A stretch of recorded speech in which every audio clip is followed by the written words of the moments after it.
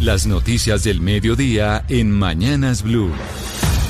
Transportadores del país alertan que con el nuevo paro arrocero se podrían generar pérdidas superiores a los 2.500 millones de pesos y podrían presentarse casos de desabastecimiento en combustibles y productos de la canasta familiar. Nicolás Rodríguez. Este lunes se dio inicio al anunciado paro arrocero en más de 200 municipios de Colombia y que de forma ininterrumpida se registrarán varios bloqueos sobre las carreteras del país, denunciando una vez más el incumplimiento del gobierno al sector arrocero después de una larga negociación que finalizó en marzo del 2025. Y para esta ocasión, los transportadores del país alzan su voz de rechazo por los incumplimientos, pero también alertan sobre posibles pérdidas en el sector por más de 2.500 millones de pesos diarios y el posible desabastecimiento de combustible y de alimentos en varios departamentos. El presidente de Fedetranscarga, Arnulfo Cuervo, aseguró que el bloqueo pasado, las cifras de pérdidas diarias fueron superiores a los 2.000 millones y que el desabastecimiento de combustible en departamentos como el Huila y el Tolima fue superior al 30%. De nuevo, y en menos de 4 meses, el sector arrocero le propone al país un paro. Se inmovilizaban alrededor de 12.000 vehículos. Solamente a título de ejemplo, en los departamentos de Tolima y Huila, la disminución en el transporte de combustibles y de líquidos para el Tolima fue del 31% y para el departamento del Huila del 38%.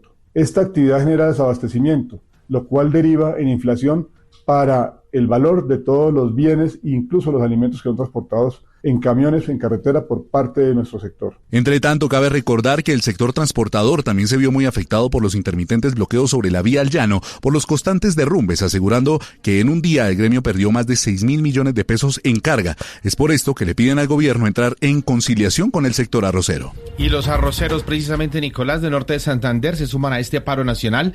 Los manifestantes aseguran que se van a concentrar en un solo punto de manera pacífica. Camilo Picón.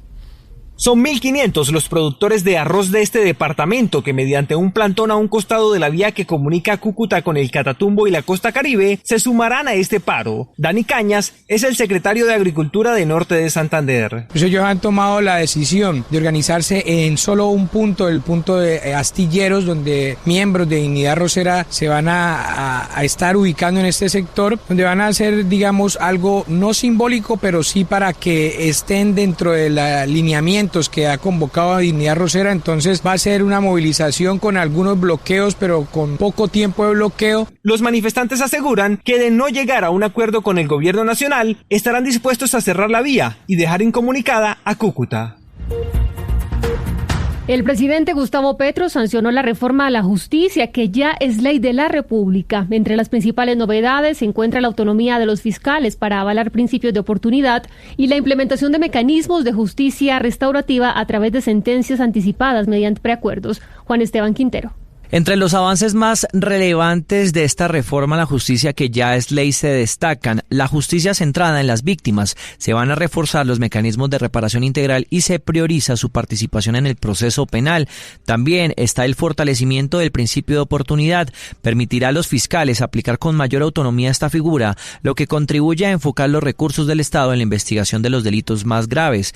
Beneficios por aceptación de cargos, se agilizan los procesos judiciales y se promueve la justicia restaurativa mediante sentencias anticipadas y acuerdos entre las partes. Y por último, el uso de pruebas anticipadas facilitará la recolección oportuna de evidencias y evitará dilaciones en los procesos. Durante el trámite legislativo, uno de los artículos más controversiales fue retirado del texto final, el artículo 7, que proponía beneficios judiciales como rebajas de pena para personas que aceptaran su responsabilidad en delitos cometidos contra menores de edad. La decisión de excluir este artículo se tomó tras fuertes críticas de distintos sectores sociales y políticos. Más de 11.000 personas y empresas serán imputados penalmente por no consignar retenciones e IVA a la DIAN, que además anuncia más operativos de control para este año. Marcela Peña. En total, 11.477 contribuyentes entre personas naturales y empresas son las que van a terminar imputadas por la Fiscalía por el delito de omisión de agente retenedor o recaudador. Esto al no haber consignado al Estado los dineros que habrían recaudado por concepto de retención en la fuente, IVA, impuesto nacional al consumo, según lo establece el estatuto tributario. De acuerdo con los cálculos de la DIAN, lo que le deben al gobierno equivale a 697.000 millones de pesos. La DIAN les recuerda que la multa por no cumplir la obligación de agente retenedor puede llegar incluso a los 50.800 millones de pesos y aplica también para quienes omitan la obligación de recaudar impuestos o para las personas naturales encargadas de estas funciones en sociedades y otras entidades. Anuncia la DIAN que iniciará a partir de ahora nuevas acciones de control para estos agentes retenedores. Le van a meter más tecnología y más visitas en físico. Solo en julio se hicieron 11.000 visitas a contribuyentes y se decretaron más de 6.000 medidas cautelares. La alcaldía de Bogotá confirmó que la semana pasada el gobierno nacional aprobó la resolución que les permite buscar un crédito de cerca de $50 millones ante el Banco Interamericano de Desarrollo para la línea 2 del metro. Cristian Correa. Jennifer, sí fue el alcalde Carlos Fernando Galán quien dijo durante la mañana de este lunes que ya fue aprobado este decreto del gobierno nacional que les permite buscar esta financiación de la banca internacional con el propósito de avanzar en la obtención de los recursos necesarios para empezar con los estudios previos de la segunda línea del metro de Bogotá. Y esperamos que en este mes de julio lleguemos al acuerdo completo y eso garantice los recursos para el metro de Bogotá, línea 1, línea 2, recursos para la flota eléctrica, pero también garantice que la nación recibe en cierta forma un apoyo de Bogotá en el sentido de mover recursos, aliviar un poco la carga que tiene en este momento y liberar espacio en recursos fiscales de presupuesto de este año y el próximo año. La conversación y las negociaciones entre el gobierno nacional y el distrito para buscar la financiación de las obras claves de movilidad en Bogotá se está dando desde julio del año pasado por una solicitud del entonces ministro de Hacienda, el ministro Bonilla, y es clave porque permitiría que la nación libere cargas en medio de la crisis fiscal que atraviesa el país en este momento. 12:08 y con una carta enviada a la Organización de Aviación Civil Internacional, la Red de Defensa Ciudadana advirtió su preocupación porque los pasaportes en Colombia, tras aplicar el modelo de transición que plantea el gobierno con la imprenta y la Casa de Moneda de Portugal, pierdan estándares de calidad y seguridad compatibles con las normas internacionales. Catherine Ávila.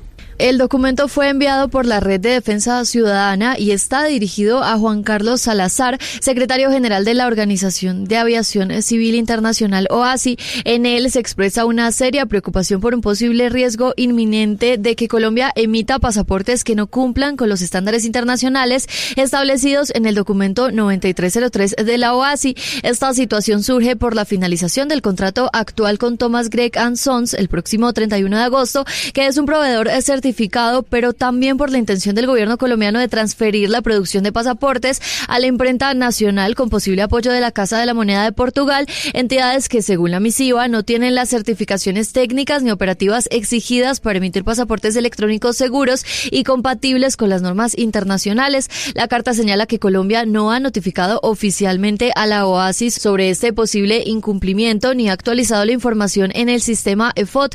Esto se considera una posible violación del Tratado Internacional y también de la normativa interna, ya que los reglamentos aeronáuticos de Colombia exigen explícitamente que los pasaportes se emitan conforme a los estándares de la OACI. Además, se advierte que esta situación puede comprometer la seguridad global en materia de identidad y control migratorio. La red solicita a la OACI 4 acciones puntuales: verificar si Colombia ha cumplido con su obligación de notificación, pedir aclaraciones sobre los estándares del nuevo proceso, recordar al Estado sus compromisos internacionales y evaluar si la transición en curso podría representar una derogación de facto de los estándares de la OACI.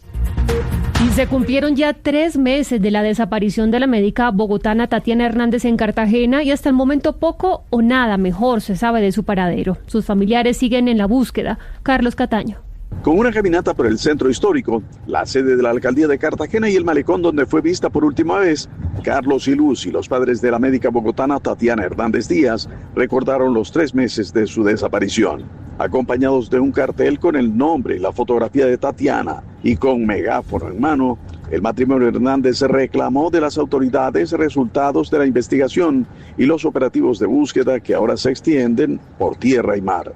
Lucy Díaz hizo esta demanda frente al despacho del alcalde de Cartagena, Dumec Turbay. 3 meses y seguimos buscando. Los testigos sí la vieron porque las cámaras se durmieron. 3 meses y seguimos buscando. Los padres y amigos de Tatiana aseguran que mantendrán los plantones, marchas y protestas hasta obtener información verificable sobre el destino de la joven de 23 años. Y el Consejo de Estado dejó en firme el trámite de sentencia anticipada en la demanda que pide declarar nula la elección de Leopoldo Múnera como rector de la Universidad Nacional de Colombia.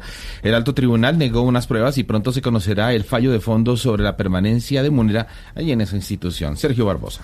La sección quinta del Consejo de Estado dejó en firme el trámite de sentencia anticipada en la demanda que pide tumbar la elección de Leopoldo Múnera como rector de la Universidad Nacional. En este caso, la sección quinta del Alto Tribunal negó un recurso de súplica que pedía escuchar el testimonio de varias personas, entre ellas el de la exministra de Educación, Aurora Vergara. Los demandantes alegan que la elección de Leopoldo Múnera adolece de múltiples vicios, como por ejemplo la falsa motivación, la desviación de poder y una expedición irregular. Sin embargo, para el Consejo de Estado, las declaraciones solicitadas por la defensa de Múnera no se relacionan directamente con los actos administrativos que está estudiando el Alto Tribunal, sino más bien con actuaciones previas a la elección de José Ismael Peña, proceso que no es objeto del presente litigio. Además, el Consejo de Estado concluye que el expediente ya contiene varias pruebas documentales y grabaciones suficientes que permiten valorar la legalidad de la elección sin necesidad de acudir a testimonios adicionales. Con esta decisión, el proceso continúa ahora bajo el despacho de la magistrada Gloria María Gómez, quien deberá presentar el fallo de fondo que determinará si se anula o no la elección de Leopoldo Múnera como rector de la Universidad Nacional.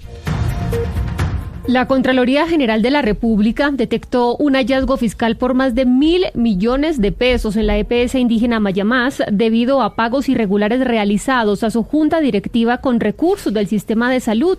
Según la entidad, se financiaron viáticos y gastos de permanencia autorizados directamente por el gerente general. Jessica Gutiérrez.